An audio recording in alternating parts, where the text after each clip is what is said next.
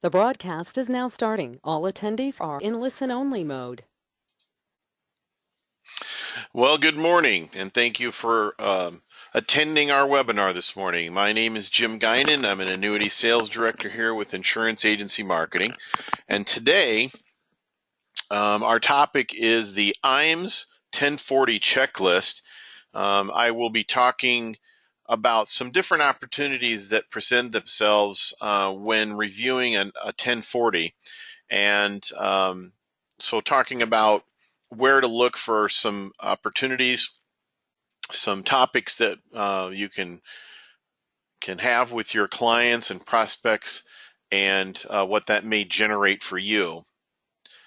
So with that, I'd like to get started. Again, this webinar will be recorded, and before we get into the subject matter, I would like to review a couple things that are going on here at Insurance Agency Marketing. For some of you, you may have seen these topics before, but like to make sure that all of you are aware of what's going on, what's current, what we have to offer to you. And so the first area I'd like to talk about is our Referred Producer Money program. And this is where you can refer individuals to us that are writing life insurance or fixed annuities, and we'll be glad to reward you for that. So if you have an agent in mind that you know is working right now in those markets and perhaps needs a home to write the business, maybe a better home to write the business than they've had, please let us know who they are.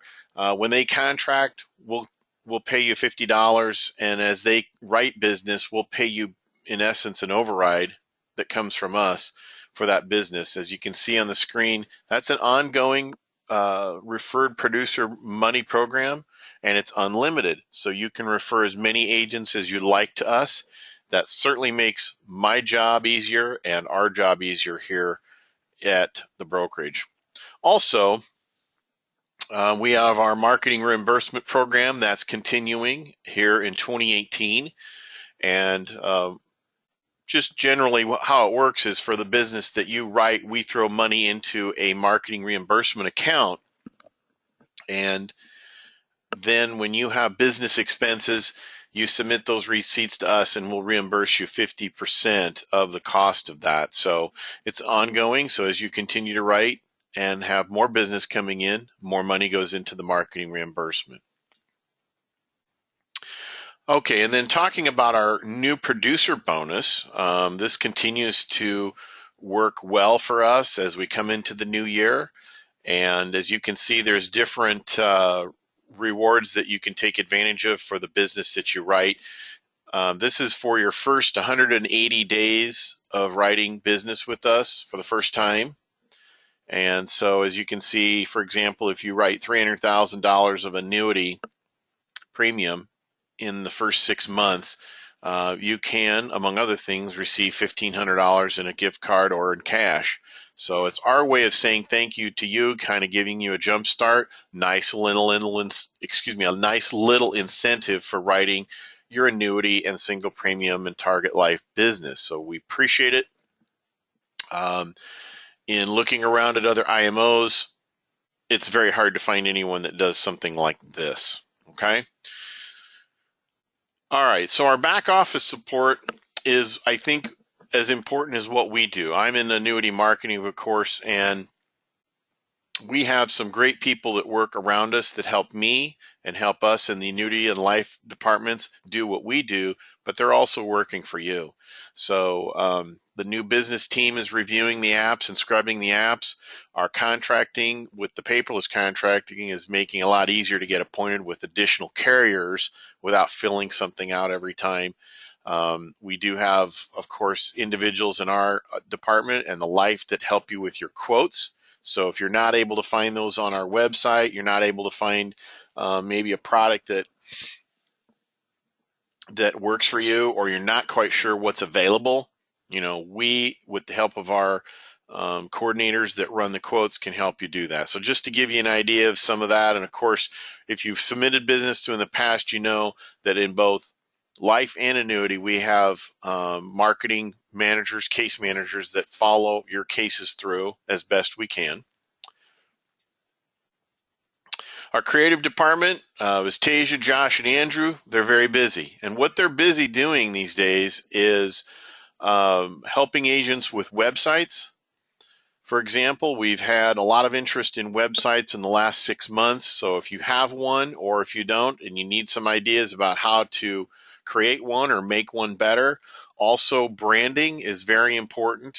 And of course, ways to prospect, maybe email newsletters and things like that. So reach out to them. They can give you an idea about what they're able to do for you, what kind of cost is involved. And remember, if you're a writing agent with us, you can use your marketing reimbursement to pay for the cost of some or a lot of this this marketing and branding. So again, reach out to them. They're in tune with what's out there and what's available. And of course, they've been, like I said, very busy with helping agents with websites. And talking about a website, if you've not been to our website, it's www.iamsinc.com. That's IAMSINC.com. We continue to improve the website. The way that I utilize it, of course, is I'm helping the agents with searching for products with 30 plus carriers now, and the carriers having, 10, 15 products, some of them. It's very hard to sort through. Our rate book, which is posted on there and that we have on our desk, probably has, maybe 20% of the products or 30%. There's no way to have all of it. We use it as a reference, but in the end, I use the website a lot to help me search for products for accumulation, income rider comparisons. You can also go in and run term quotes if you like. You can find our webinar schedule on there. So if you're trying to keep up with what's coming down the pike, whether it be annuity, sales oriented for annuity, life, single premium life, and on and on. There's also a very good resource library available in that website of ours. So again, www.iamsinc.com. If you haven't been to our website, it's pretty easy to create a login and search through there's agent tools. Like I said, there's quote engine. Our annuity rate book is posted in there. So that has our products sorted by carrier, by bonus products, by multi-year rate, and there's also a section for income riders to kind of guide you on that. So we do update it fairly frequently. I believe on the website we try to update that at least once or twice in a month. Okay. All right. So I want to talk to you briefly about IAMS Wealth Management and the opportunities that are in IAMS Wealth Management. If you're looking to grow your business in a different way, please let the IAMS Wealth Management team know. If you'd like to get a little more information about what's involved in becoming a Series 65, maybe you already do know and you're just looking for a home for that. So again, I'm not sure of our audience today and who's all out there, but we had made a decision to work in this area when the DOL started.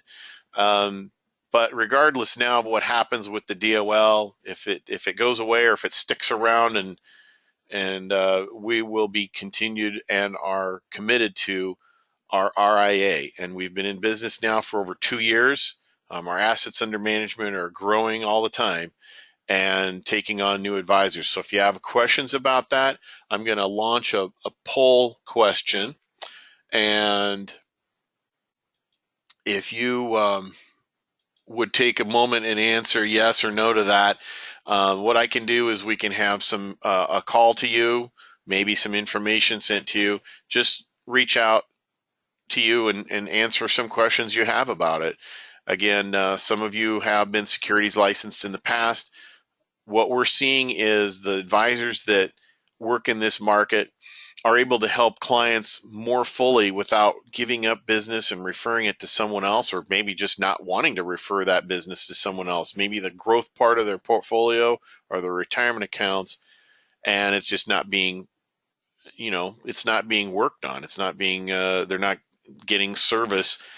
And so again, we can talk to you about what's involved in getting to work in this market, what kind of services involved, costs, and so forth. So again, appreciate your responses to that question. After the webinar, we'll get some information out to you, and see if it's something you'd like to pursue further.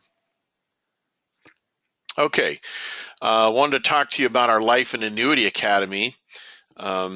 We have a academy scheduled for late March. That has, I won't say it's been closed out. If you're interested in this, certainly we need to know about it very soon. March 28th through the 30th is our next Life and Annuity Academy. It's an all expense paid. That's travel and stay, 2-day. It's arriving on a Wednesday and finishing up at noon on a Friday. And we are always looking for, in general, we're always looking for good producers, but the Academy is meant for those individuals that are writing annuity and life business. They may not necessarily always be writing with us, but we want to talk to them about this, how they can grow that, expand that business with us. So if you have an interest in that, please let us know, whether it's for this academy or for a future academy. I'm going to launch a question here, yes or no, if you'd like to get more information about it. And again, the next academy date has not been specifically told us. We believe it will be late May or early June, and that most likely will be at our brokerage office right here in the Omaha, Nebraska area. And so if this date doesn't work, and granted it is only about 3.5 weeks away now, certainly keep that in mind for future. We do update the program every time. We may focus on certain areas that are of interest. I know last year there was a lot of discussion on the Academy regarding the DOL. I know that we do talk about IAMS wealth management, but the main goal of this is to give an advanced training to you as the producer, give you some opportunities to talk with top producers and also learn about seminar selling.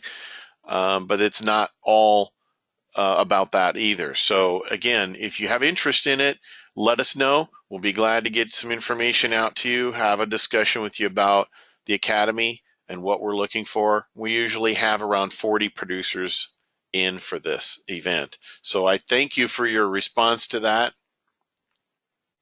And like I said, March 28th through the 30th is the next Academy. We still are accepting registrations, but at this point, we need to get that in from you very soon. And you do need to be appointed with one of our top carriers before we will invite you in. So please, if it is for this event, let us know. We'll be glad to visit with you about it today. All right.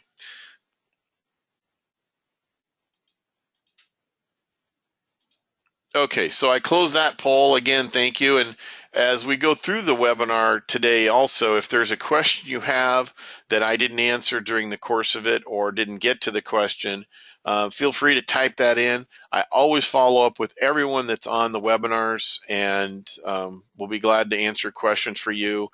Or if it's something I can't handle, or it's something about life, for example, that comes up, please, I'll route you to the person or persons that you've been working with in the right area to answer that. So again, feel free to type in questions or comments about either general or specific to products. So I want to mention that here. You may have talked to someone other than myself about the Life and Annuity Academy, for example. I'll make sure that that individual is contacted regarding that. Okay, so moving on, I want to now talk to you about the IAMS 1040 checklist. And as it says at the top here, this is designed to use when meeting with clients and prospects. The checklist does compile a crucial 1040 line items to analyze and identify sales opportunities. So when is a good time to do this? I mean, when as in, when is there a better time than not a better time? I would not know that for sure. I would just tell you this. I think it's a good this is another tool that you can use to gather information and perhaps look for cross-selling opportunities, just like an annual review would be or a fact find. So client reviews, when you're referred to a prospect, it's a very qualified referral, perhaps somebody that knows what your presentation may be like and what information you may need.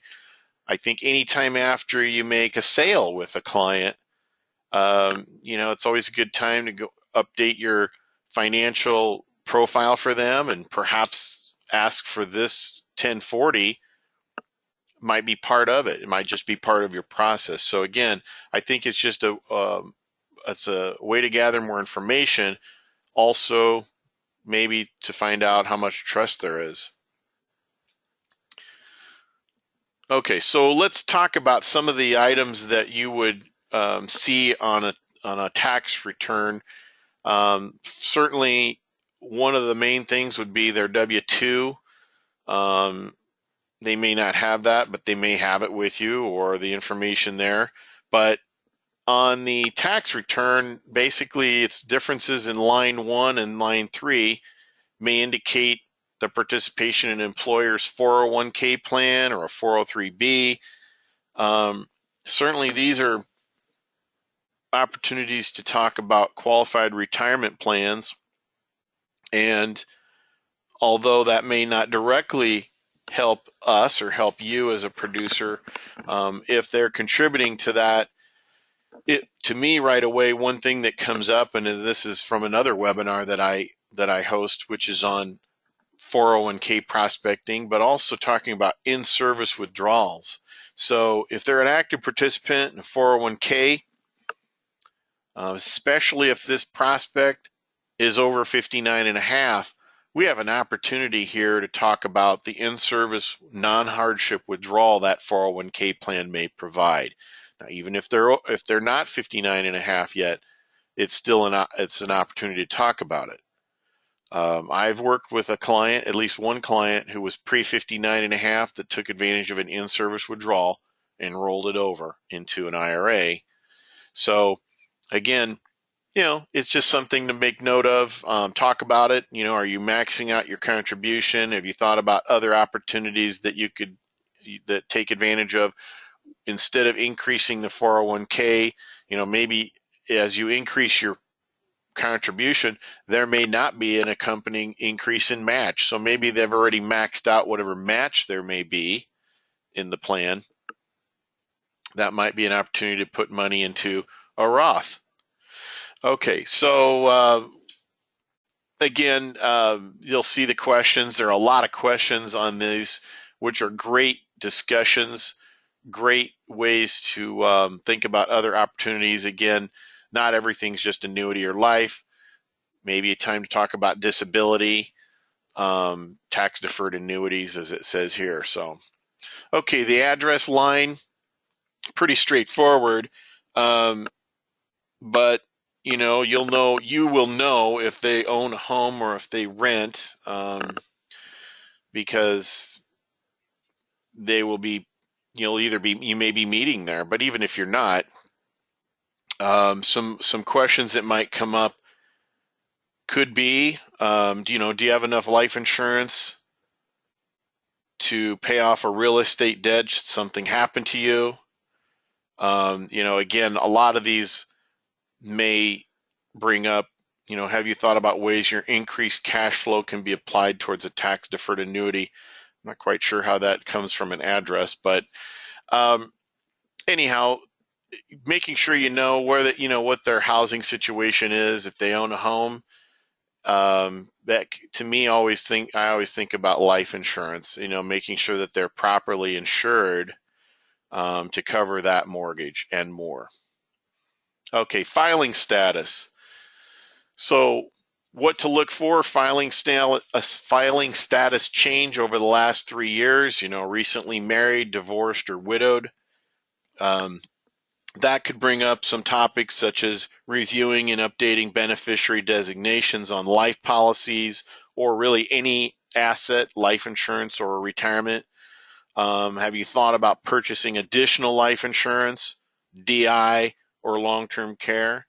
And then also, do you know if a tax-deferred annuity could be integrated into your retirement plan? So again, any change in that could mean another discussion about either increased life insurance, or, at a very basic, I think too, making sure they've updated their will, things like that. So getting things back in order now that there's been a change of, divorced, widowed, what have you.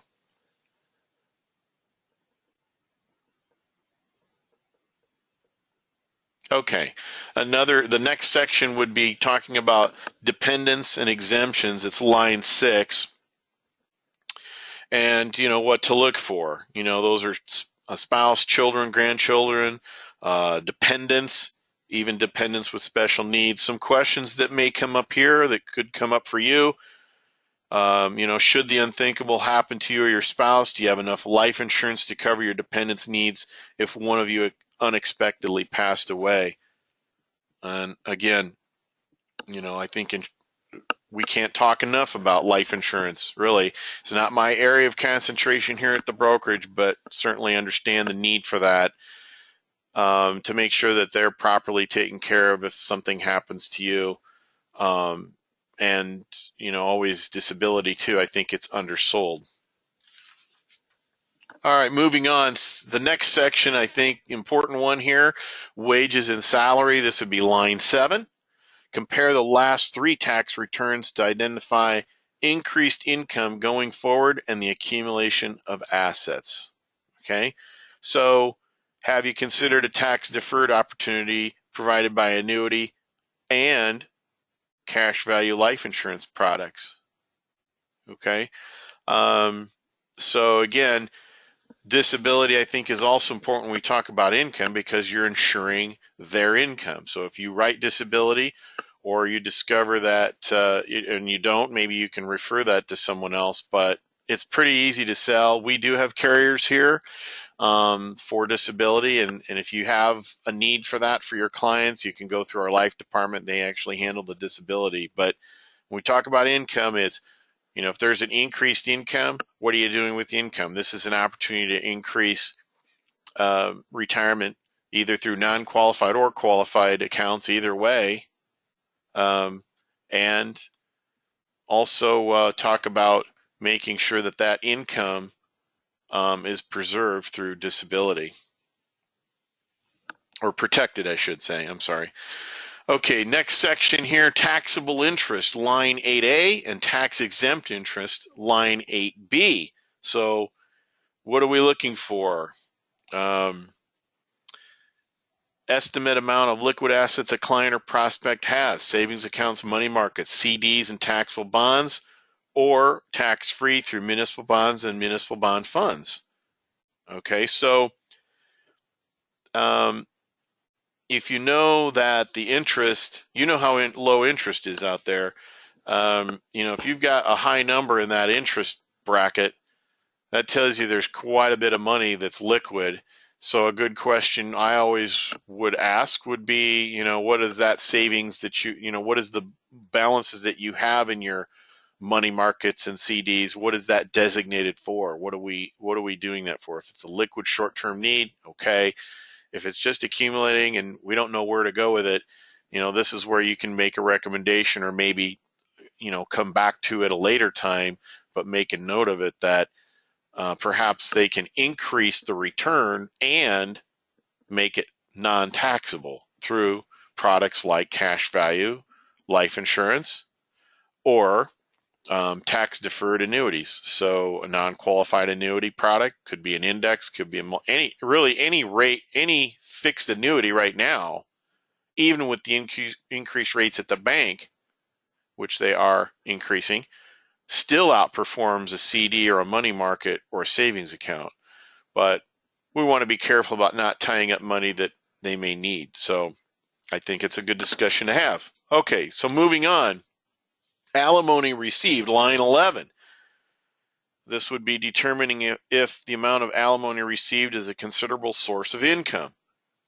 So if life insurance wasn't specified in your settlement, a good question here, would you consider purchasing life insurance on your ex-spouse should they die prematurely.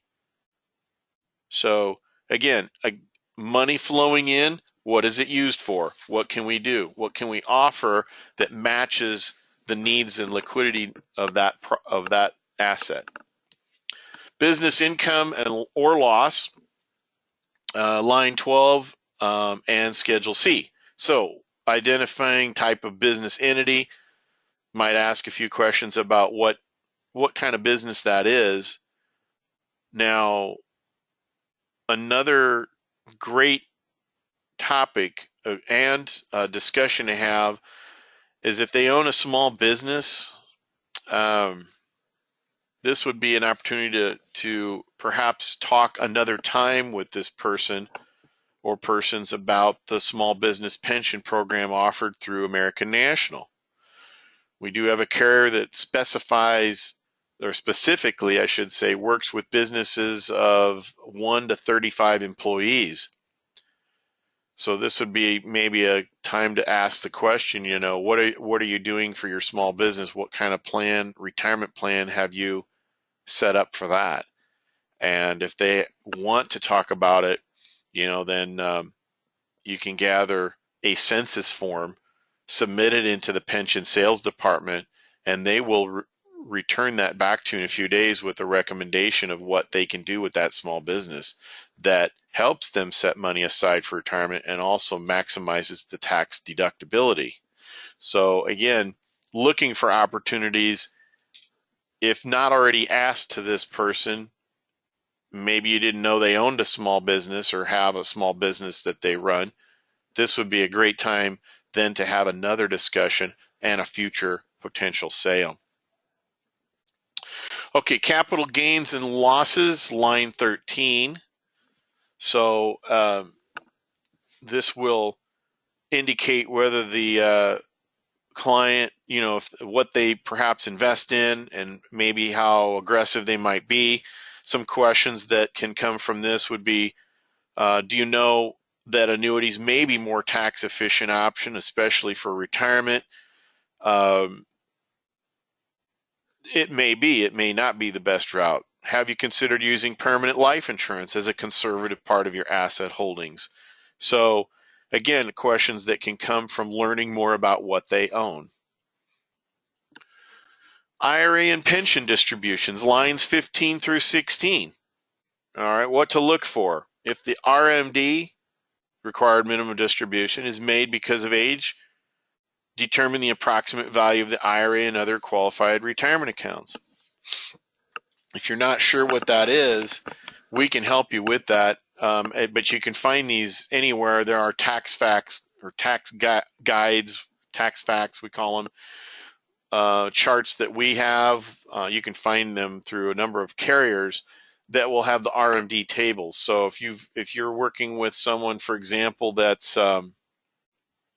70 and took a distribution and their distribution was $3,500, you know that they have about $100,000 in an IRA. So if that number is higher than that, you know what you can estimate about what they have, or you could ask them. But I'm just saying, that these people will have RMDs at some point on these qualified accounts, and a lot of times individuals really just turn around and put that money in the bank and they don't know what to do with it from there. So that's not only retirement money that could be working better for them, but it also could mean, a discussion about, what type of vehicles do you hold your IRAs in and how are they performing and how do you feel about that? And that could be an IRA rollover too. So again, these things, these discussions can lead to a lot of further discussions about potential business, maybe not today.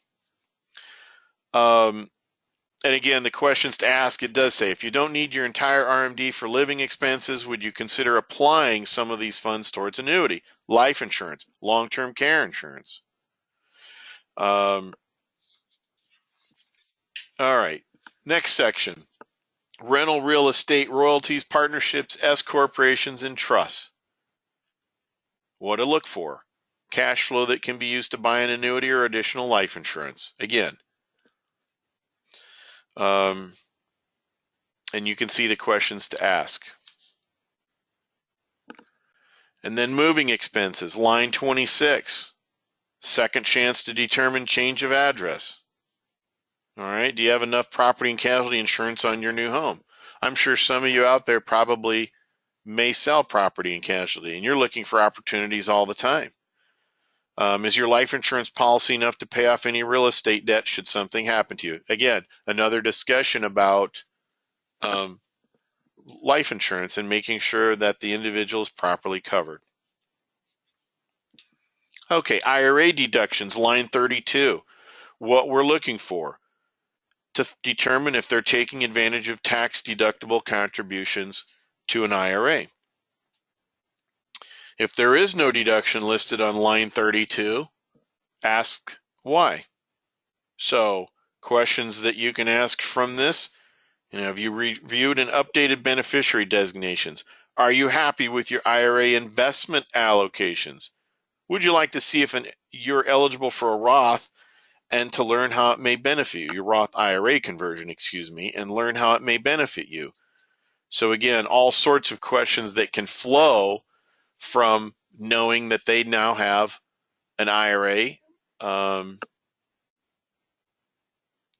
why it may not be deductible. All right. Itemized deductions, line 40 and Schedule A. And it says what to look for, yearly contributions to the favorite charity. And then a question here could be, do you know you can purchase life insurance policy listing your charity as beneficiary? Again, so many things that we can discover about the person and their retirement, about their insurance needs, and how we can ask a lot of questions that could lead to a very qualified discussion. Okay, federal income tax withheld and refund. All right, so what are we looking for here? Note the size of the refund and see if they need an adjustment to withholding tax to free up cash to purchase insurance products. All right, so maybe even a more basic question to me was, what are we doing with the refund? What did you do with the refund? What do you use that for? Do you use that to pay off a bill? Or do you just like to get money and then the freedom to go? I mean, are you buying a new TV? But if they're not, what can we do with that? Again, it may not be that sizable, but those are, again, what investment could we make with that? Well, we could add into an IRA, or we could add into a non-qualified annuity every year, or we could throw that into a UL plan. So again, what are they doing with the refund? Okay, so questions they list: have you considered using a portion of your return to purchase tax-deferred annuities? How about using your return to buy additional life insurance or disability and long-term care insurance? Okay, so additional questions that you can ask after reviewing the 1040. Do you have any IRAs that you're not receiving distributions from? Do you have any old 401k plans that have not been rolled into your IRA? Do you have any existing 401ks that you're still contributing to? And again, that kind of goes back to the very first section where we asked them about, contributions to a 401k. It shows up on the W-2. That question could come up there. Do you have any annuities, cash value life insurance, or long-term care policies? So kind of the catch-all questions that you might ask if you had a fact find in front of you. You could still ask here, come back, reach out, have a discussion about, because we're generating income, for example, from a qualified account, or if they're over 70, what can we do to help you with those? Is that money that you're receiving earmarked for anything in particular? If not, here's a suggestion. Look at a non-qualified annuity. Could be a fixed rate guarantee product, could be an index product, maybe it could supplement your income. We find a flexible premium product that you could add into for a number of years and then generate an income from that in 3 or 4, 5 years. So again, the fact that they would bring this to the table and show this to you shows that they trust you and they trust your recommendations. And we need to just make sure that we ask some good questions. They can lead to a lot of future sales. They may not be today. They could be a week from now, or they might be 6 months from now. But there's a lot we can learn. We could actually title this webinar Fact Finding. It would do the same thing, I think, really. But I do appreciate your time today. And if you have any questions or any feedback, if you happen to be working on any cases coming up that are qualified rollovers, I know that we've been receiving a lot of inquiries in the last couple of weeks about contribution IRA products, and they are harder to find than they used to be because many of the carriers now have $10,000 and $15,000 minimums, and they're not really worried about contributing anymore, helping clients with contributions. They're looking more at rollovers, but there are a few companies that will still accept as low as $2,000 on IRA money. Some are at $5,000, and some very good products. So again, if you're this is the time of year where we're not only talking about taxes, clients are going to meet their tax professional. It's a great time to work on qualified rollovers, qualified contributions. So again, I appreciate your time today. Let me know how I can help you. We certainly appreciate your business and hope that you have a good rest of your week. Thanks so much.